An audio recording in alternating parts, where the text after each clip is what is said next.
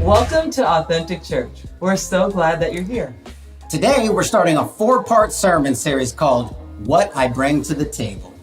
What I bring to the table. I like that. Let's get to it. Here's Pastor Kevin. Welcome back to Authentic Church. Thank you all for being here with me today. It's November 1st. Look at the person next to you and say, it's so good to see you.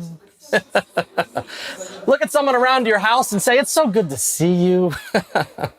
If you're in the chat room, tell us hello. We're so glad you're joining us today. Halloween's behind us. October's behind us.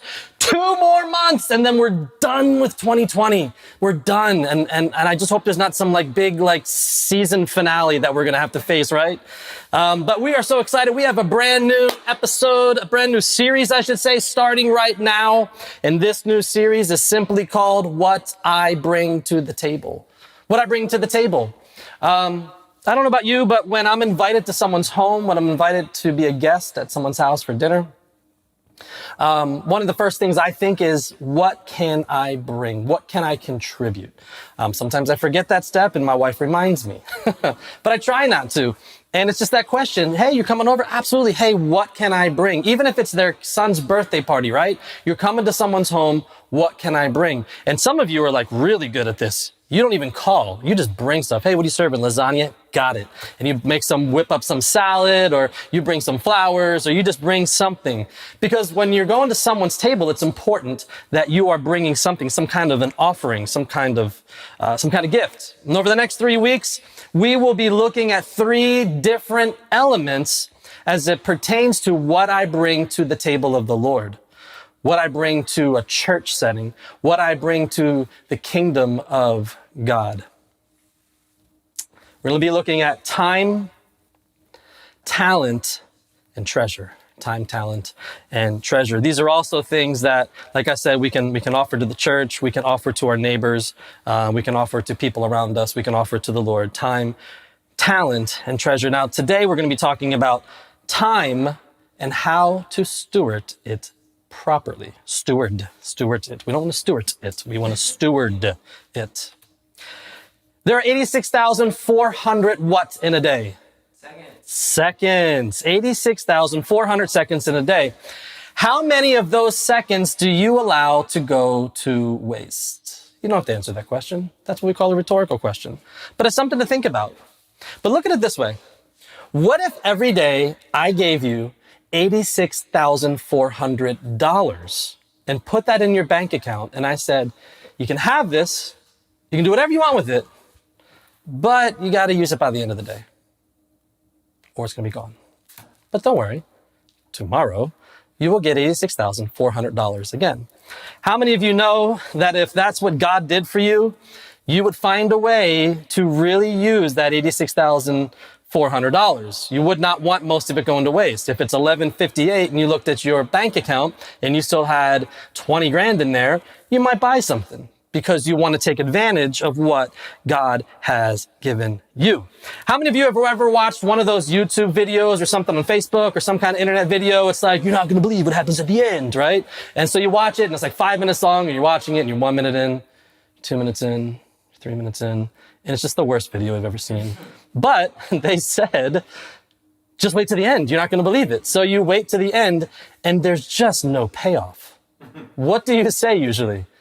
Well, there's 5 minutes of my life I'll never get back. There's a lot of ways we waste time. There just is. Whether we're crushing candy or we're spending the weekend drinking instead of taking our family to the beach and being present with them and being a good mom and dad. Maybe it's playing video games all night long and being a sleepy dad the next day. It's an epidemic in our country. Guys in their 20s and 30s who spend a couple decades staying up all night long playing video games. What are you doing with your time? See, it's a very important question because we only get so much of it. Here's the thing. If you are talented with something and you lose that talent because you don't do it anymore, whatever it might be, and you let years go by, whether it's playing an instrument or whatever it may be, years later, you can still go back to that talent and probably begin to play it again and get it back, okay? And it's the same thing with money. I've known people who have lost everything financially because their business folded and they're in their 30s, they don't know what they're gonna do, but somehow, some way, they work hard, they hustle, the Lord blesses them and they get everything back and more. That's time. That's talent and treasure, but time you can't get back. It's ticking. These are seconds you will never, ever get back. It's time. It's a very sobering thought when you think about it that way. Time is something you'll never get back. And at the end of our lives one day, when we're lying on that bed, taking our final breaths, it's not a better financial portfolio we're going to be looking for. It'd be like, God, if you just gave me a little bit more time. Just a little more time. Have you ever heard of those guys, those barter guys? Now, not bartering like, hey, I've got a couple eggs and I'll swap you out for, a pound of sugar, not that kind of stuff. But you ever heard of these stories of these barter guys that get like a piece of lint from their pocket? And they got like this, like, hey, dude, I got a piece of lint, And they're like, it's kind of cool. Hey, did you give me a penny for that? And you're like, no, I don't think so. I don't want lint. How about you? You give me a penny? Yeah, here's my ball of lint. It's right there. It's nice. There's all kinds of stuff in that lint. Let me have a penny. And someone gives them a penny. And now they just turned a ball of lint into a penny. And then they take that penny and they hold on to it. A few days goes by and they visit someone's house and she's a seamstress. And she has this beautiful bucket of just random buttons. And he finds this pretty pink button. And, hey, would you take a penny for that button? She's like, I don't care. Yeah, you can have the button. I'll take a penny. So now he went from a lint to a penny to a button. Now he's got this button. He's like, I know I'm going to have the right opportunity for this button. And he's walking through a park one day and he sees a little girl. She's got a little doll, and the little doll's got a little outfit on. And he says, man, a pink button would look good on that. So he goes up to the little girl's mom. He says, hey, I see her outfit's kind of torn there and it's kind of missing something. I have this pink button. What would you give me for it? You can kind of see where I'm going with this. There are people that have done this and turned a ball of lint into thousands and thousands of dollars because they just keep swapping. All they do is go a little bit more, a little bit more. They took what they had, which wasn't much, and made it into something spectacular. If you have your Bibles, go ahead and we're going to take a look at the parable of the bags of gold. The parable of the bags of gold. Here we go. We're going to start right here. I'm just going to kind of read. The reference is going to come up on the screen in just a moment. Again, it will be like a man going on a journey who called his servants and entrusted his wealth to them. To one, he gave 5 bags of gold, to another 2 bags, and to another one, each according to his ability. Then he went on his journey. The man who had received 5 bags of gold went at once and put his money to work and gained 5 more bags. Verse 17, so also the one with 2 bags of gold gained 2 more. But the man who had received 1 bag went off, dug a hole in the ground, and hid his master's money. After a long time, the master of those servants returned, settled accounts with them. The man who had received 5 bags of gold brought the other 5. Master, he said, you entrusted me with 5 bags of gold. See, I've gained 5 more. His master replied, well done, good and faithful servant. You have been faithful with a few things, and I will put you in charge of many things. I don't have time to preach that today, but that is a powerful verse to underline, highlight, whatever you got to do in your Bible. Come and share your master's happiness. The man with 2 bags of gold also came. Master, he said, you entrusted me with 2 bags of gold. See, I have gained 2 more. His master replied, well done, good and faithful servant. You have been faithful with a few things. I will put you in charge of many things. Come and share your master's happiness. Then the man who had received 1 bag of gold came. Master, he said, I knew that you're a hard man, harvesting where you have not sown and gathering where you have not scattered seed. So I was afraid and went out and hid your gold in the ground. See, here is what belongs to you. His master replied, you wicked, lazy servant. So you knew what I harvest where I have not sown and gather where I have not scattered seed? Well, then you should have put my money on deposit with the bankers so that when I returned, I would at least have received it back with interest. So take the bag of gold from him, give it to the one who has 10 bags, for whoever has will be given more. They will have an abundance. Whoever does not have, even what they have will be taken from them. And throw that worthless servant outside into the darkness where there will be weeping and gnashing of teeth. Now, there's a couple things going on in this story.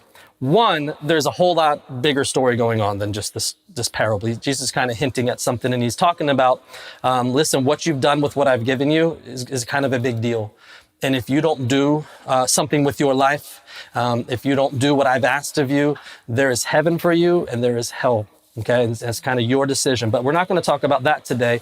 We're going to go into kind of this principle of doing what you can with what you have. All of us have been given something, every one of us. Whether you're watching at home, at work, on the internet, God has given you something. You have something. You have at least, right, a ball of lint. You have something that God has given you that you can do something with. And I love Luke 12:48. It says, when someone has been given much, much will be required in return. And when someone has been entrusted with much, even more will be required.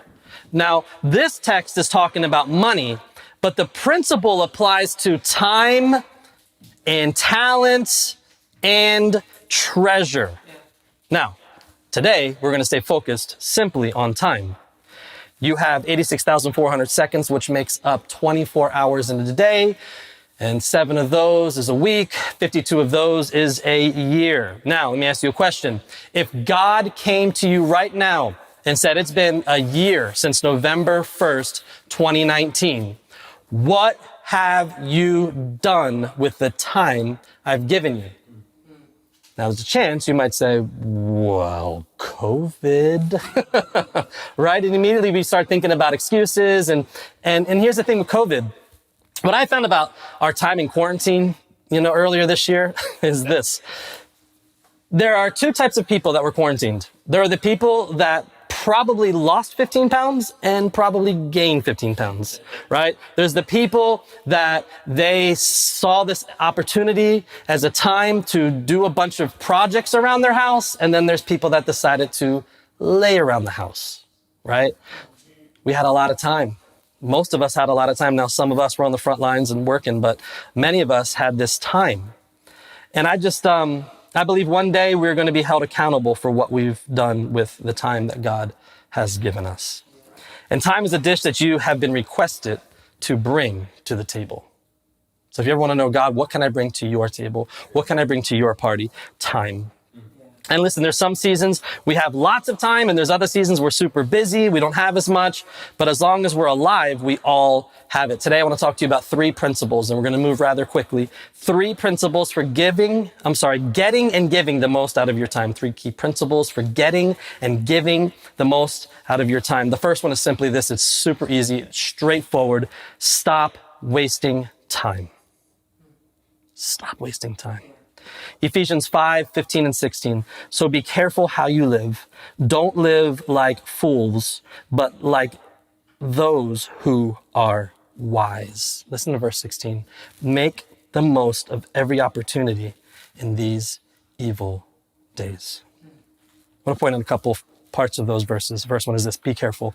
Be careful is simply Pay attention, right? Use caution. Be aware of your surroundings. Have a plan, right? You're being careful. Here's some practical tips. Here's some practical tips when it comes to being careful with your time. Take a look at your calendar the day before and see what you have planned. That's huge. I try to do that every day. I look the next day, what do I have? Oh, I have this meeting, I have that meeting. I'll take a look probably at my long range, more of a 7-day outlook. What do I have coming up this week? What do I got to do? I'm constantly taking a look. I'm constantly having those plans. Ask yourself these questions. What do you have to do? Tomorrow I've got 7 things I got to do, but man, what are the 3 things I have to absolutely do? What could be cut? What could be postponed? Do you work a specific shift and then come home and have maybe a bunch of idle time? Plan something productive for that time. When will you spend time with God? Psalms tells us, be still and know that I am God. Still, it's hard to know that He's God. It's those moments where you close your eyes, you take that deep breath, and you're just still. And that's not a moment that should last just for a few seconds, but it's time before the Lord. In that quiet time, in that quiet place. When will you do some kind of physical activity? Will you take a walk? Will you play some basketball? Will you hit the gym? Where is your margin? Now, I could do a whole sermon series on this, but where have you planned gaps in your schedule that if you all of a sudden have a bunch of stuff thrown on your plate, you have time to accommodate that? There's this awesome book. We took our leadership through this at one point in time, our leadership team. It's simply called Margin. And I would highly recommend this book if you need margin in your life. If you're constantly running, and you don't have time to do anything else in your life, I recommend that book. That's a good book. That's a good read. We can't just keep adding things to our already full plate. Some of us have difficulty saying no. Hey, can you do this for me? And the answer is always yes. And then they walk away and you're like, God, how am I going to do that? I forgot I got this going on Sunday and I got to do this and I got to do that. Okay, I'm going to do it. It's hard sometimes to say no, but we have to learn how to do that. One of the biggest lies I hear people say often is, I don't have time for that. Hey, did you do this? Can you do this? Well, I don't have time for that. No, the reality is the truth there. That's a lie. The truth is you're not making time for that. You're not making it a priority in your life. Do you do your devotions? Do you spend time with God daily? I don't have time for that. Well, first of all, number one, you better find time for that. You got to find something to swap that out with. But you have to make time. There's things you have to make time. If you're a parent, you have to make time for your kids. That's not an option. You can't say, well, I don't have time for my kids. I just don't have time. No, you have to figure that out. So the whole I don't have time, that's a lie. It's a lie. I love the part in the verse that says, make the most out of every opportunity in these evil days. Make the most out of every opportunity in these evil days.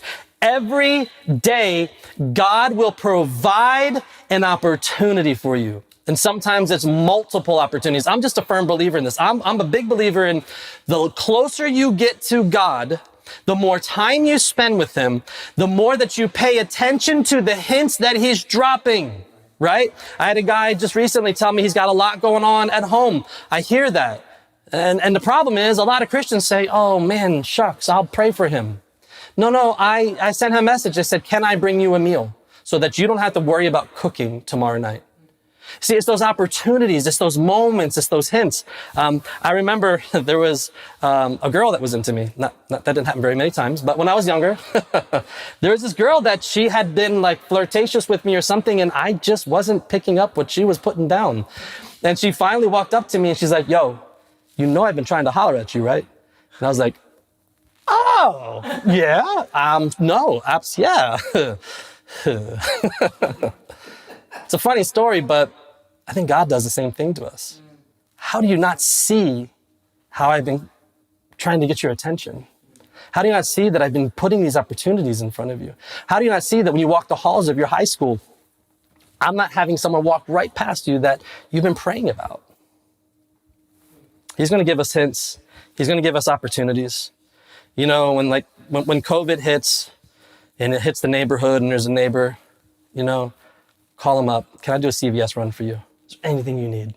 It's just those opportunities that God gives us.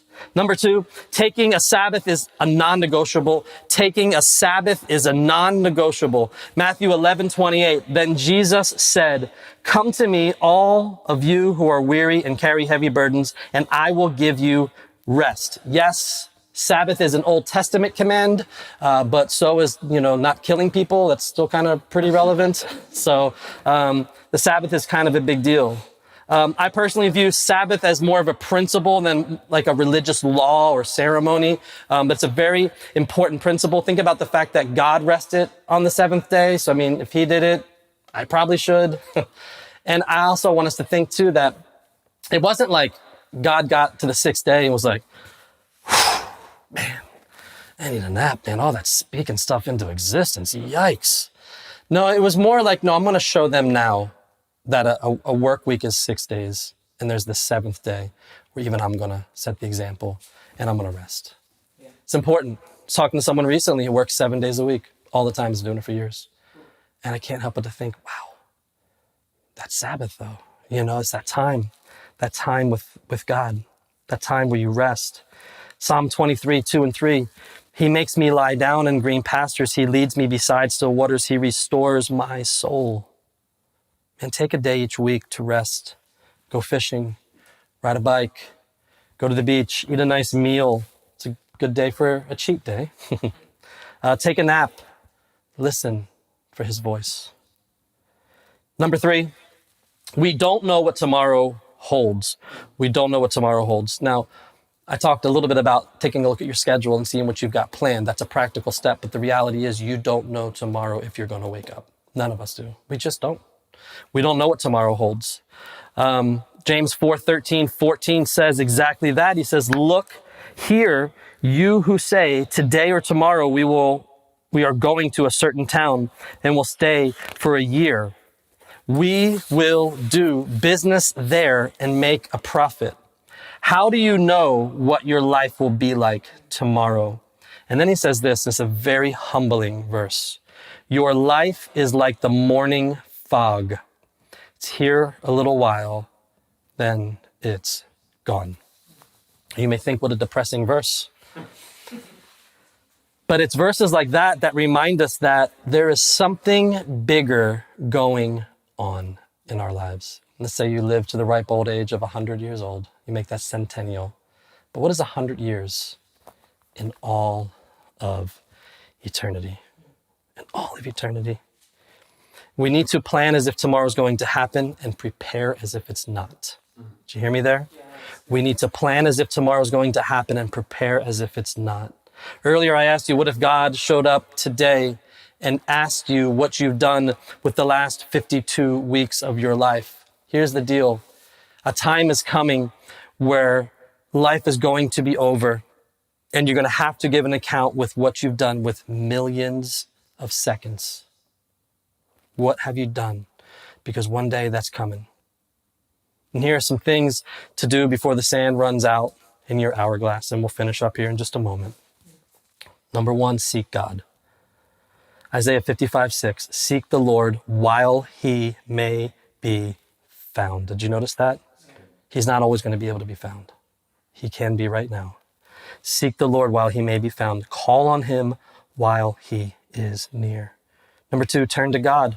Isaiah 55:7, just the verse right after the one we just read. Let the wicked forsake their ways and the unrighteous their thoughts. Let them turn to the Lord, and check this out, I love this, and he will have mercy on them, and to our God, for he will freely pardon. Seek God, turn to God. And the last one is this, live for God. 2 Corinthians 5:15, and he died for all, talking about Jesus, that those who live should no longer live for themselves, but for him who died for them and was raised again. Time is ticking away. What will you do with what you have been given? As we close, I want to bring your thoughts and attention to Authentic Church. What is it that you can do for us as a church? Because you have time to give. Next week, my wife is going to be talking about serving and talking about gifts and talking about talents, but we need help holding babies and welcoming new people and people who play instruments and devoting that time to the church. It's important. That's the time that you can give to the Lord. Sending us an encouraging word, an encouraging thought. You've been watching us online, you've been seeing what we're doing, and you just think, man, God's all over that. I really like that. I really like what they're doing. Don't just think that, but take the time to type that out and send us a message. Let us know. Let us be encouraged. Obviously, prayer. We need time in prayer. And then I love just the concept of just put me in, coach. How can you use me? Reach out. I don't know what I have to offer. I talk to a lot of people and they just simply say, I don't know what I have to offer. Reach out to us. We will help find something for you to do and to participate, because all of us have time. It's been said in church world forever, 20% of people do 80% of the work. I like to see that flipped at Authentic Church. I like to see us all playing a role and doing something. Amen. Well, speaking of using gifts, I am excited to introduce to you a very good friend of mine. Her name is Ashaki Berry. She is a team member of ours. Her and her husband, Dusty, and their 4 kids have moved from Virginia as well to join us here in Winter Springs. And she is gifted with the talents of spoken word. And so she's going to close us out today. Thank you so much for being with us. Appreciate you all. We will see you next week. Goodbye. Hear the swing of the pendulum as it sways, counting down the minutes, pregnant with potential.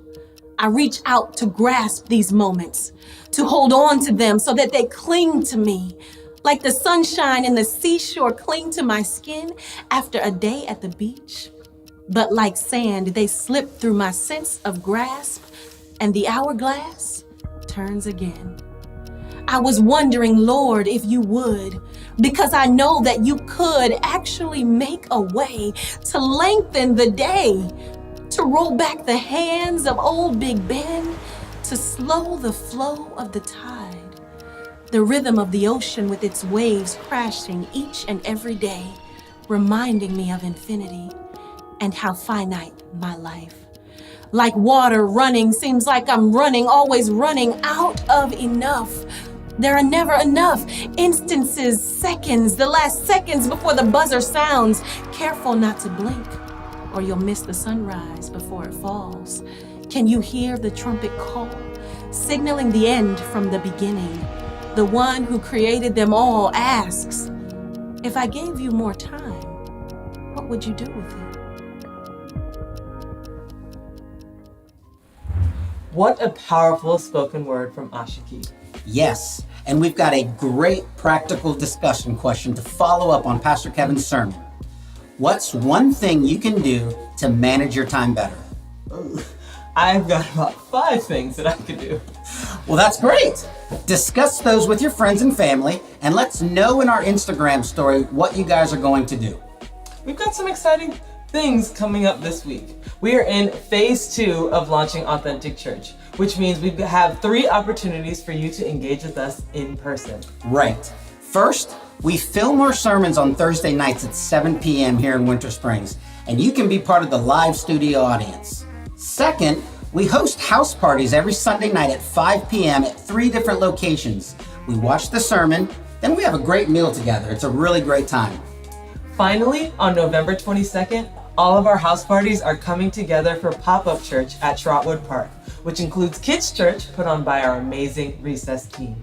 See our social media for more details on this in the coming weeks. And if you are interested in joining us for any or all of these in-person events, reach out to us at contact@myauthenticchurch.com.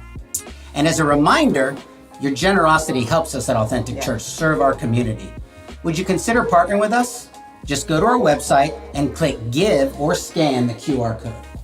As always, we are going to close with a time of worship. Today we are singing Oxygen. Stay and worship with us, then go live an authentic life. And love like Jesus. See ya. God, we thank you for your presence, Jesus. God, we thank you that you're constant in our lives each and every day. God, right here and now we breathe you in, Jesus, and we breathe you out.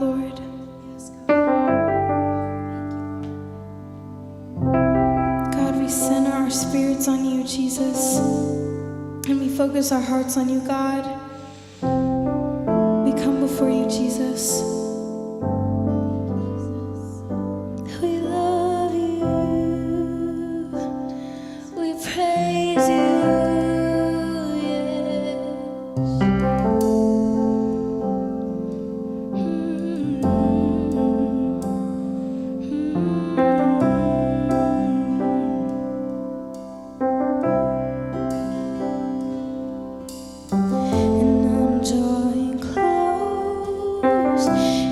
Drawing closer, I hear your heart. Each passing moment, my walls come down. You won me over, and